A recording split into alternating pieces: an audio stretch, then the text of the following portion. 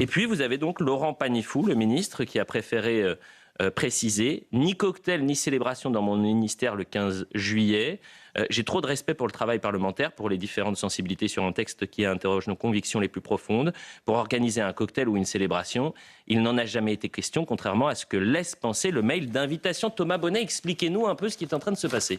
C'est affligeant, bien sûr, mais ça a le mérite d'une chose, ça a le mérite de la clarté et de nous montrer ce que cette loi constitue pour ceux qui sont favorables, c'est-à-dire un trophée politique, c'est-à-dire une victoire politique avant toute autre chose, parce que je vous rappelle quand même qu'on est passé par un texte d'équilibre, je vous reprends les termes qui avaient été employés, texte d'équilibre, texte de fraternité, ça c'était l'idée qu'on allait aller avec la main qui tremble sur ces questions-là. Or, cette réception à minima et ce cocktail, comme il avait été d'abord annoncé, montre bien que ces responsables politiques voient ce sujet comme un progrès sociétal, un trophée politique, et finalement cocktail de célébration. Considère assez peu le reste et le fond du sujet qui est pourtant vertigineux. Mais vous imaginez l'état de notre société, c'est-à-dire qu'on imagine du côté du CESE un cocktail de célébration. Pour les auditeurs et les téléspectateurs, le CESE, parce que ça ne parle pas forcément à tout le monde, ça coûte cher, 40 millions d'euros par an. Mais qu'est-ce que c'est le CESE, Thomas ? Considéré comme une sorte de troisième chambre du Parlement, c'est le Conseil économique, social et environnemental, et c'est en fait un peu un outil pour recaser les copains. C'est un peu comme ça qu'on peut le qualifier. C'est-à-dire que ceux qui n'ont pas trouvé de place ailleurs dans l'administration, parfois sont recasés au CESE. Alors je sais que parfois on nous dit qu'ils produisent des rapports qui sont censés nous éclairer sur un certain nombre de sujets. En réalité, c'est une organisation qui a peu d'intérêt. Juste une chose pour M. Panifoux qui dit c'est pas nous, on n'a jamais pensé à un cocktail ni même à ce qu'il y ait de la nourriture. C'est le CESE, c'est une maladresse du CESE. J'ai le mail du ministère chargé des relations avec le Parlement. Je vous donne juste la première phrase. Nous vous remercions de bien vouloir confirmer votre présence par retour avant jeudi 9 juillet. Il faut le faire, c'est avant midi, messieurs les membres du CESE. Et le cas échéant, de nous indiquer vos éventuelles contraintes alimentaires. Donc, à part si on fait un air dîner, vous savez, vous avez la air musique, faux dîner, je ne vois pas pourquoi vous iriez préciser vos contraintes alimentaires, Charlotte Dornelas. Mais la question a été posée au ministère, voyez-vous, et le ministère répond que c'est une formule habituelle pour des raisons de sécurité. Bah, non, mais je vous assure que c'est la réponse qui nous a été faite. Donc voilà, ils nous prennent pour des imbéciles. Ah, c'est possible, je vous laisse conclure à votre guise. Quel intérêt de vous demander mais c'est surtout qu'au-delà de ça, le vrai sujet, c'est que le CESE n'a pas sorti de nulle part l'idée que c'était plutôt festif, si je puis me permettre. Évidemment que le CESE a échangé avec le ministère avant d'envoyer le mail, parce que le CESE envoie le mail avec l'invitation du ministre, disant aux participants de la Convention citoyenne sur la fin de vie qu'ils prendront en charge l'hébergement et le transport de ces personnes si elles veulent bien venir au ministère. Donc évidemment qu'il y a eu un échange avec le ministère et le CESE a compris de cet échange qu'il s'agissait de célébrer le vote de la loi. C'est pas très étonnant dans la mesure où le ministre, en l'occurrence, milite très activement depuis 2 ans en faveur de cette loi et de manière, enfin je veux dire, c'est sa liberté, mais il n'a jamais caché son engagement extrêmement favorable, non seulement à cette loi, non seulement sur le principe, mais également dans le détail d'un texte qui a été de plus en plus permissif au fil du temps. Donc il n'y a absolument aucun doute sur le fait qu'il s'agissait de fêter l'adoption de cette loi. C'est gênant de la part du ministre, ça l'est encore plus de la part du CESE qui, je vous rappelle, à l'origine était chargé d'organiser la Convention citoyenne avec des citoyens tirés au sort pour aboutir à peut-être ce qu'en pensent les Français. J'ai un petit doute, voyez-vous, sur l'organisation absolument transparente de cette discussion, ce qui avait déjà été évoqué par certains participants d'ailleurs à l'origine. Mais là, on comprend que le but était apparemment très clair pour tout le monde. David Lisnard a réagi à rebours de toute décence. Le Conseil économique, social et environnemental et le ministère des Relations avec le Parlement organisent un cocktail pour célébrer l'adoption de la loi sur l'euthanasie. Champagne, petits fours, transport, hébergement sont pris en charge par les contribuables. Le CESE représente un coût annuel de près de 40 millions d'euros, alors que les soins palliatifs manquent cruellement de moyens sur l'ensemble du territoire. Nous les supprimerons. Bruno Retailleau a également réagi. Je suis profondément choqué d'apprendre qu'un cocktail est organisé au sein d'un ministère pour célébrer le vote de la loi sur l'aide à mourir. Au-delà des convictions de chacun, ces sujets engagent notre conscience collective et notre conception de la dignité humaine. Ils les appellent le respect, l'humilité, la gravité. C'est à cette hauteur que les responsables politiques devraient tous toujours se tenir, monsieur le ministre. Comment vous réagissez, Pierre Lellouche? Moi, je suis écœuré. Écœuré. De plus en plus écœuré par le fonctionnement de cette équipe gouvernementale. D'abord, le ministre des Relations avec le Parlement, il doit respecter le Parlement. Aux dernières nouvelles, la loi n'est pas encore votée. Donc il est en train de sauter ce processus. Pour lui, c'est acquis. Qui n'a aucune importance, qui s'appelle le vote. C'est acquis. Deuxièmement, il y a un recours du président du Sénat. Donc cette affaire est lourde. Comme le dit justement Retailleau, elle appelle beaucoup de gravité. Elle touche à la conscience de chacun. C'est tout sauf un truc à célébrer ou pas célébrer. C'est une affaire gravissime qui oriente notre société. Moi, j'observe que ce gouvernement protège moins les vivants que les morts. Et c'est ça qui l'intéresse, les morts. Moi, j'ai vu l'autre jour une vieille dame de 91 ans qui est morte derrière sa fenêtre parce que les volets avaient été supprimés et n'ont jamais Chers été amis, remis. il y a 32 minutes, je me permets de vous couper, mais c'est une information qui est essentielle. Afin de lever toute ambiguïté, dit le ministre Laurent Panifoux, sur la nature de cette rencontre, j'ai décidé de la reporter. Voyons. Extraordinaire. C'est tombé il y a 32 minutes. Je ne l'avais pas vu, mais signe que c'était là aussi problématique, choquant aux yeux d'une partie des Français. Monsieur Panifoux décide de reporter, Mathias Leboeuf,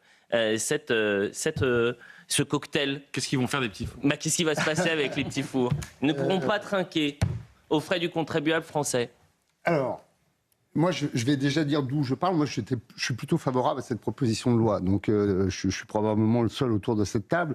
Je tiens à le préciser parce que je ne partage pas votre point de vue sur cette proposition.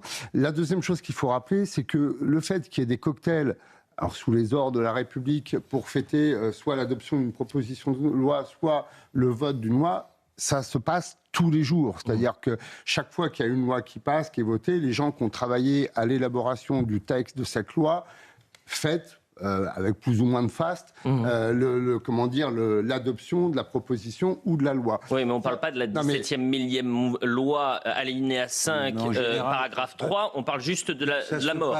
On parle juste de l'euthanasie, Mathias Leboeuf. Un petit peu d'expérience parlementaire. Pierre Lellouche. Pardon, quand il y a effectivement des gens qui ont travaillé sur une loi, il y a un pot à la buvette, voire au groupe, mais on ne fait pas un cocktail en faisant venir des quatre coins de la France. Il faut savoir s'il y a du champagne ou du champomis, mais toujours est-il que le fait que les textes, les gens qui ont travaillé sur l'élaboration d'un texte fêtent ce texte, c'est pas en soi scandaleux, ça arrive tous les jours. Non, ça n'arrive pas tous les jours. Juste une chose.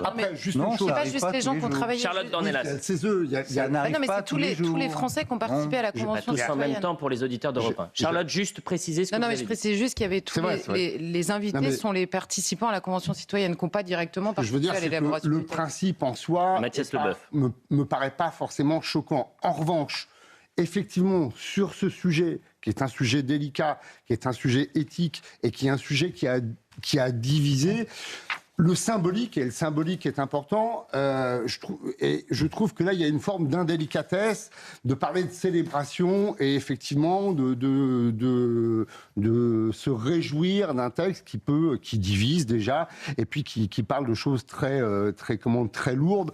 Je trouve effectivement que c'est indélicat et que du coup, le ministre fait bien de suspendre ces festivités, au moins pour apaiser les choses. J'aime votre mesure, Mathias Leboeuf, parce que vous parlez d'indélicatesse. Moi, je trouve ça proprement scandaleux lorsqu'on parle de cocktail de célébration, alors qu'on est sur le sujet de la fin de vie, de l'euthanasie, du suicide assisté. On parle de la mort, de l'administration de la mort. On a des soignants qui voient dans cette loi un bouleversement de leur objectif de vie, qui était d'accompagner jusqu'au bout les patients. Et évidemment, c'était de sacraliser au maximum les soins palliatifs, et aujourd'hui on trouve une alternative à cela, Mathias Leboeuf. Les soins palliatifs aujourd'hui sont dans un état déplorable en France, et on passe effectivement dans cette loi d'une euthanasie passive. Parce que quand on vous sédate à mort en vous mettant sous morphine, qu'est-ce que c'est sinon l'euthanasie passive, à une euthanasie active? Très bien, moi personnellement je suis pour. Vous savez, on a parlé de bouleversement de civilisation. Les stoïciens sous la Rome antique étaient pro suicide. Donc, c'est pas un bouleversement civilisationnel comme on veut bien le dire. Après, moi, je comprends que ça choque. On a fait quelques progrès depuis les Romains, si je puis me permettre. Bien évidemment. Charlotte Dornelas. Je le précise à toute fois utile. C'est pas si certain que ça. J'espère que si. Sur la mort, précisément, j'espère que si. Oui. La députée que vous êtes, Laure Lavalette, comment elle regarde justement... Alors attention, ça a été, il faut le dire, la réception, et heureusement, et vous voyez comme quoi les médias peuvent avoir aussi un rôle. Vous avez un lanceur d'alerte qui est Philippe Juvin, qui fait un travail admirable sur la question de ce projet de loi. Il alerte sur les réseaux sociaux. Des politiques s'en mêlent. Très peu de médias en parlent. Très peu. Personne ce matin va vous expliquer ce qui s'est passé. On a imaginé un cocktail dînatoire pour célébrer en quelque sorte, ou célébrer, je vais retirer ce mot puisque ce n'est pas le mot du ministre, mais le CESE a imaginé célébrer, trinquer pour l'administration de la mort. Excusez-moi, on est chez les Maboules. Laure Lavalette. Oui, on est chez les Maboules, mais vous savez, les vœux de Yaël Braun-Pivet en janvier 2023 annonçaient clairement la couleur. Elle disait la priorité de mon mandat, entre guillemets, sera de faire passer ce texte avec, j'allais dire, presque un fanatisme très étonnant. J'aurais préféré qu'elle me dise la priorité de mon mandat, c'est de mettre des soins palliatifs dans tous les départements et qu'en France, en 2026, on puisse mourir pas dans la douleur.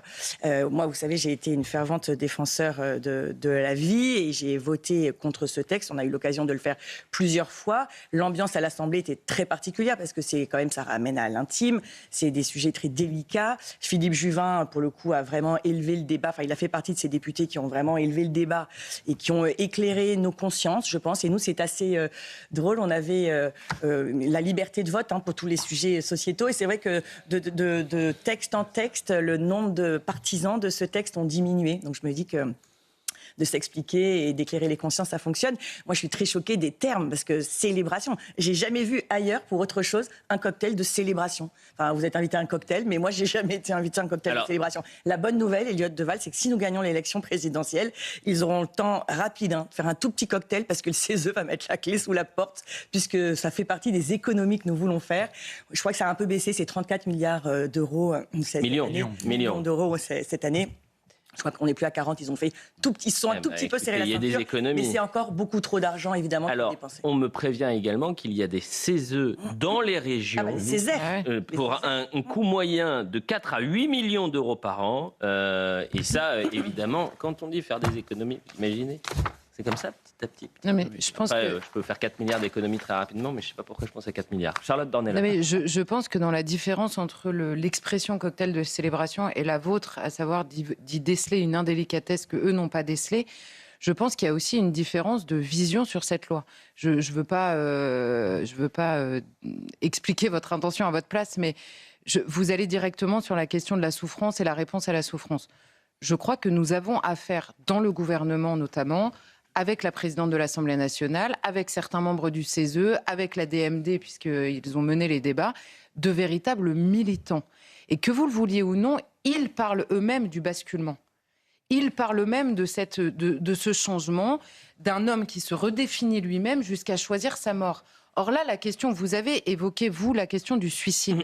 Mais la question qui est posée aujourd'hui n'est pas la dépénalisation du suicide, c'est déjà le cas. Non mais, la question qui est posée par cette loi, c'est le comportement de la tierce personne, en l'occurrence qui est la société, par rapport à la demande de suicide. Jusqu'à aujourd'hui, la civilisation qui est la nôtre répondait « Nous allons trouver collectivement les moyens de vous convaincre que la vie vaut le coup. » Et nous déciderons, si cette loi est votée, que pour certaines personnes, nous les accompagnerons au suicide. C'est un basculement, que vous le vouliez ou non. Quand vous avez quelqu'un sur un lit qui est en phase terminale, qui souffre le martyre... Déjà, vous savez que ça, c'est pas dans la loi. Oui. Ça, c'est pas dans la loi. Ah bah non, il n'y a pas la phase terminale dans la loi. Non, mais la phase terminale... Ah bah oui, mais c'est important, c'est moi qui le dis. Non, mais quand vous êtes dans une souffrance insupportable, qu'elle soit psychologique ou... Encore une fois, moi, je ne dis pas qu'il n'y a pas de débat. Je ne dis pas que les choses sont tranchées. Et je vais même vous dire, je trouve que c'est l'honneur de la France d'avoir ce débat. C'est l'honneur d'une société mature de réfléchir. Mais cher ami, nous avions une loi Leonetti, moi j'étais au Parlement. Pardon, on ne découvre pas la Lune ce matin. Ce sujet est traité par l'Assemblée depuis au moins 2 décennies. J'ai participé avec Jean Leonetti à son travail, qui était un bon travail, bipartisan, qui trouvait le bon équilibre. Là, pour des raisons politiques, on en rajoute une couche et qu'on veut célébrer. Mais c'est ça le sujet. Certains rajouteraient à politique économique. Alors, Mathias Leboeuf, permettez-moi de vous dire, je suis quand même au courant de la loi Leonetti et je n'ai pas la prétention de vous faire découvrir la Lune.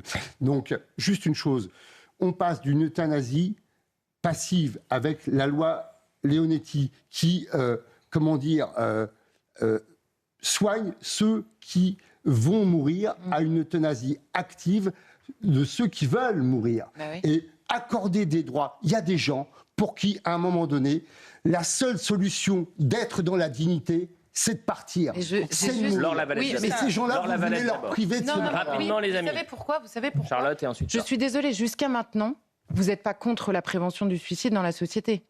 Non, bien sûr que non. Voilà. Donc vous-même, vous voulez empêcher des gens qui veulent mourir de le faire. Non, Charlotte, vous ne pouvez pas laisser croire que cette loi... C'est factuel. Il ne suffit pas de vouloir mourir. Il y a des conditions qui sont extrêmement restrictives. Mais dites vous-même que vous voulez priver, que nous voulons, les gens opposés à cette loi veulent priver les gens qui veulent mourir de ce droit. Je vous dis aujourd'hui, est-ce que vous assumez que nous arrêtons d'envoyer les pompiers quand quelqu'un est en train de sauter d'un pont ? Enfin, ce sont des gens. Quand vous avez quelqu'un, c'est exactement la même chose. Vous avez quelqu'un qui est sur un lit, qui est son lit de mort, qui n'a aucune histoire. Mathias Leboeuf, pourquoi les médecins sont vent debout aujourd'hui contre cette proposition de loi ? Pourquoi les médecins ? Parce que les médecins, vous qui êtes philosophe également, le propre du médecin, c'est de se battre jour et nuit pour aller au plus près du patient, le soigner et non le tuer. C'est comme ça que les médecins aujourd'hui font de leur métier leur boussole. Et c'est d'ailleurs pas un métier, c'est très souvent une vocation. Bien sûr. Et vous qui êtes un homme de gauche, vous devriez être sensible aux logiques économiques aussi qui sont à l'œuvre, qu'on voit le lobbying des mutuelles sur cette question-là. Ça devrait être un argument. Thomas Bonnet. C'est encore un autre problème. Mais sur les médecins, c'est très intéressant. Votre remarque, je vais vous dire pourquoi. Moi, je suis très gêné. J'ai suivi de près ces débats-là parce que philosophiquement, ils sont très denses. Et il y a une chose qui m'a frappé, c'est que tous les médecins qui montent au créneau montent avec la casquette de médecin en mettant en avant des arguments religieux. Et je pense notamment pas tous, Mathias. Et notamment... Pas tous, Mathias Leboeuf, pas tous. On met au-delà des convictions religieuses. Justement, moi, j'ai été très frappé de voir que des gens intervenaient avec une double casquette, mais une qui était plus revendiquée que l'autre, qui était celle de médecin, alors que derrière, il y avait un avis religieux. Non, mais c'est important. Quel est l'argument religieux ? On n'aide pas à mourir, c'est pas du ressort de l'homme de décider s'il doit partir ou pas. En dernière instance. Qui a utilisé de cet argument. Il y a aussi des personnes qui sont opposées. Léonard Zerbib. Léonard Zerbib, s'il vous plaît. Pas des motifs religieux. Moi, ce que je trouve doublement indécent dans cette histoire, c'est d'abord que, comme l'a dit Bruno Retailleau, mourir dans la dignité. Et on voit que là, on a un comportement qui est tout à fait indigne. Et surtout, la deuxième raison, c'est que ce texte n'est toujours pas adopté et que Gérard Larcher a indiqué que dans tous les cas, il le soumettrait au Conseil constitutionnel. Qu'est-ce que ça veut dire de le soumettre au Conseil constitutionnel, Léonard Zerbib? Je précise aux auditeurs d'Europe 1 que vous êtes justement avocat en droit public, spécialiste de la Constitution. Ça veut dire que la loi ne peut être promulguée tant que le Conseil constitutionnel ne s'est pas saisi de cette question. Il a un délai d'1 mois pour examiner la constitutionnalité de ce texte par rapport à la Constitution. Donc il va y avoir des arguments qui vont être invoqués, par exemple, est-ce que ce texte est conforme à certains droits et libertés, au droit à la vie, est-ce que la procédure parlementaire a été respectée, donc ça vous, par exemple aussi à la question de l'égalité, etc. Donc ça veut dire que le texte, on n'est pas du tout certain, même s'il est adopté le 15 juillet, et je rappelle à cette heure-ci qu'il n'est pas adopté par le Parlement, on n'est pas certain qu'il ressortira dans les mêmes conditions, et il peut être purement et simplement abrogé par le Conseil constitutionnel. Donc je trouve que c'est en plus non seulement indigne, mais très imprudent. Pourquoi, si je ne m'abuse, le Conseil constitutionnel a refusé que la question de l'euthanasie soit présentée par référendum, que la question soit posée directement aux Français? Léonard Zerbib. Alors, sur le référendum, c'est un point particulier parce que le référendum est encadré par l'article 11 de la Constitution. Donc, c'est-à-dire qu'en fait, on ne peut pas proposer un référendum sur tous les sujets. Ça pose des difficultés, puisqu'on le sait, à l'élection présidentielle, il y a un certain nombre de candidats qui proposent, par exemple, un référendum sur l'immigration. Et aujourd'hui, ce n'est pas possible parce que la Constitution ne le permet pas. Non, Donc, ça supposerait de réviser la Constitution. Alors non, c'est pas dans l'article. Bon, là, on va sur le terrain technique, mais c'est parce qu'on ne peut pas poser des questions, si je ne m'abuse, sur des questions économiques, c'est ça? Par exemple. Voilà, en fait. Bon, pardonnez-moi, mais le terrain de la fin de vie, c'est des questions sociétales, des questions existentielles. Malheureusement, et on l'a vu dans plusieurs pays, vient la question économique. Et Thomas a eu raison de le rappeler. Laure Lavalette, 30 secondes avant une courte pause. 30 secondes, vous êtes gonflé, tout le monde a parlé pendant très longtemps. Mais c'est Mathias Leboeuf qui a beaucoup parlé. C'est Mathias Leboeuf. Ni pour l'aide à mourir. Et je ne suis pas d'accord avec ce que vous avez dit en disant qu'il y a beaucoup de restrictions. Mais c'est bien le problème. En fait, pas du tout. Nous avons, le Parlement a voté la loi la moins restrictive d'Europe. Et on sait bien que dans tous les pays d'Europe où cette loi a été votée, le cadre a été élargi. C'est comme ça qu'en Belgique, on se retrouve avec des euthanasies d'enfants. Donc ça pose quand même là en Espagne aussi. En Espagne, vous avez raison. Voilà. Et c'est vrai que les garde-fous n'y sont plus. Vous pouvez demander l'aide à mourir au bout d'un processus le lundi, mourir le mercredi. Quand vous achetez un truc sur Internet, vous avez 15 jours pour le rendre. Enfin, je veux dire, je sais bien que c'est un peu simpliste, mais ça pose quand même la vraie question de l'intensité qu'on a mis dans cette aide à mourir. C'est déjà aide à mourir. Je trouve que là aussi, les mots intense sens et je réfute et donc le vote, ce sera définitif le 15 juillet prochain, normalement.